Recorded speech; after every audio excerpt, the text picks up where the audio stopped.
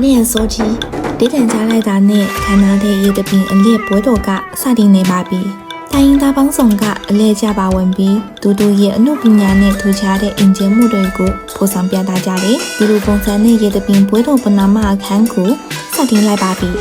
။တဟုံးကတရုတ်မြန်မာနယ်စပ်မှာတည်ရှိပြီးတရုတ်နဲ့မြန်မာလူမျိုးတွေဟာ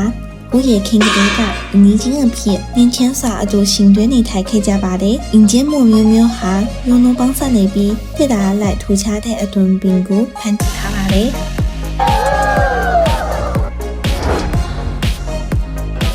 တကြံနဲ့ဖွဲ့ဖြစ်သွားတာနဲ့လူတိုင်းကရေပုံတွင်နဲ့အပြိုင်ဆိုင်ရဲ့ပဲကစားကြတယ်။